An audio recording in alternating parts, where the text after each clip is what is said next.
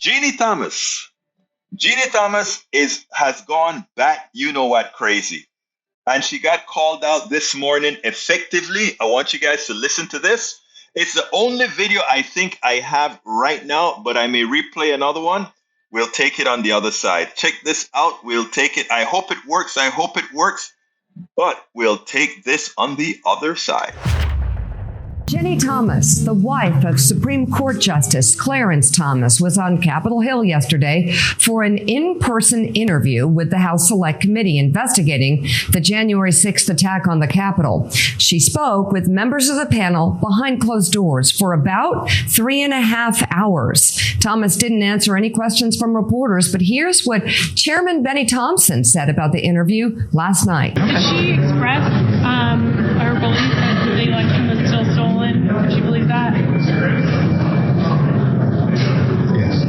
Can you characterize what she is not answering, what she's refusing to answer? Yeah. So you're saying she still believes the 2020 election was stolen? Yeah. And she did she? Thomas first came under scrutiny for sending text messages to Mark Meadows, encouraging then-President Trump not to concede the 2020 election. In her opening statement to the committee yesterday, she said her husband, Justice Thomas, was, quote, completely unaware of my texts with Mark Meadows until this committee leaked them to the press. Her attorney also issued a statement yesterday arguing that her activities relating to the 2020 election were, quote, minimal. Willie, just the fact that she's still an election denier is staggering to me. It defies every court ruling. It's fair to say it defies logic at this point. And a proud one as well. We've seen some humility from other people who've been called in front of that panel, realizing that now that the screws are being turned, it's time to admit what's true, that Joe Biden won the 2020 presidential election. Not her.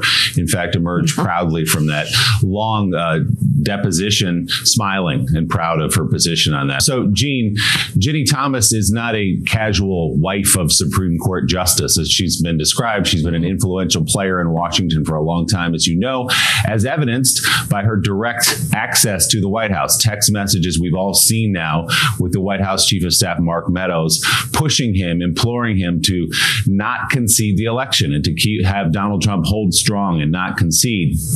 She was at the center of this effort to try to stage a coup effectively against the United States government, and now holding strong to that position, which raises all those questions again about Justice Thomas and whether he should recuse himself from anything around the 2020 election.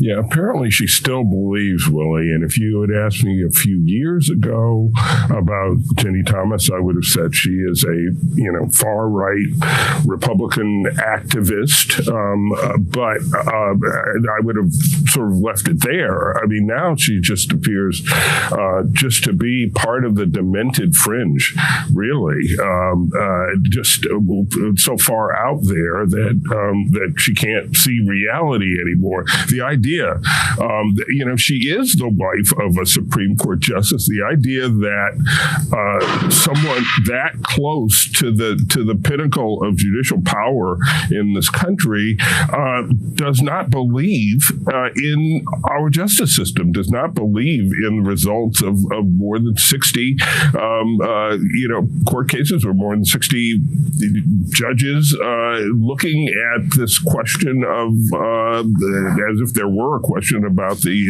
2020 election, and saying, no, this is garbage. This is ridiculous. None of these claims is true. And she rejects all of that. That is irrational is not a strong enough word for it. I just keep coming back to demented. It doesn't make any sense. And we certainly know, Mika, that some on the right who embraced the idea that the 2020 election was rigged, of course, a false claim, did so for a while and eventually have moved on. She hasn't. She is still saying this now. And let's remember, this isn't just her saying it yesterday, January 6th. This isn't just her texting with Mark Meadows saying, hey, keep up the fight. She also was working with state legislatures, pushing 2 different states, Wisconsin and Arizona, to seat alternate false set of electors to try to overturn Joe Biden's win. She is into this up to her neck. And Supreme Court Justice Clarence Thomas, I know she claims that there's a wall between the two of them and they don't speak about this sort of stuff. Let's remember, he was the one dissenting vote in the Trump case about keeping the documents at Mar-a-Lago. And many lawmakers, certainly Democrats, have called for him to recuse himself for any Trump-related efforts going forward. It's hard not to have to be really worried about the implications of Ginni Thomas's beliefs. We absolutely so. So Ginni Thomas, it's hard to believe that she hadn't discussed this with her husband. And why was he the only dissenter when it came to Donald Trump papers? Why again? Who knows? Well, we don't know for a fact, but I think I can infer, but I make sure to let folks know that we're just inferring. It's not necessarily a fact. Because what do we only assert facts that are facts. We assert opinions that are opinions, and we insert inferences that are inferences. So that's about it. We spend a lot of time deconstructing the news, trying to parse it into a form that everybody can understand. We try to find those little nitpicks where it flies above the fray, etc. If you really like these videos that we do, I want to ask a big favor. Please go ahead, number 1, subscribe to our channel, and number 2, please join if you can. Thank you so kindly for watching. Keep watching. Please remember to share. We must populate the entire internet with our progressive message, a message that we know is what most Americans say that they want. So help us, please join.